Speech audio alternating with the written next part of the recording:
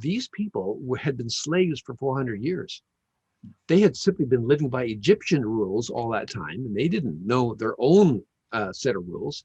And when they were suddenly freed, it was like, hey, we can do whatever we want. And God says, whoa, whoa, whoa, just a minute here.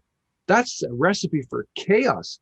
If you want to be a culture that thrives and survives and lives well, let me give you 10 guidelines. So the first one is, my being is sacred. So don't have any other gods. God and God only should be everyone's God. The second guideline was, worshiping God is sacred. So don't make another idol. God is to be worshiped as the one true, eternal, great Spirit. And then thirdly, my name is sacred, God said. So don't bear my name in vain. Don't say you're God's people and then not act according to my character. And then my day is sacred. Keep the Sabbath day holy.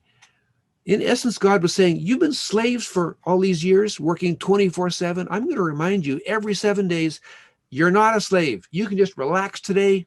Don't do any work. Keep that sacred. And then family is sacred. So honor your parents, respect your parents. You can't build a culture well if you don't have good families. Life itself is sacred. So don't murder. Every person should have the right to life. Marriage is sacred. Don't commit adultery. Protect your marriage vow. Property rights are sacred. So don't steal.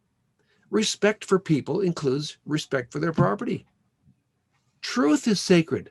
So don't lie. Respect for people includes speaking the truth and protecting people's reputation.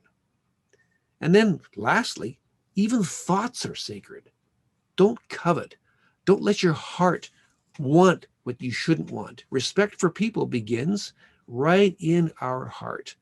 And folks, these 10 rules became the basis for the constitution of numerous nations around the world. And any nation or any people group that lives consistently by these 10 rules flourishes, because these are life-giving rules. Now, God knew that they wouldn't keep these rules very well, and so he needed to provide a way that they could come back. And that's actually the whole elaborate system of the tabernacle and the sacrificial system, which was an illustration of how the consequences of sin and of how to be forgiven and cleansed and washed.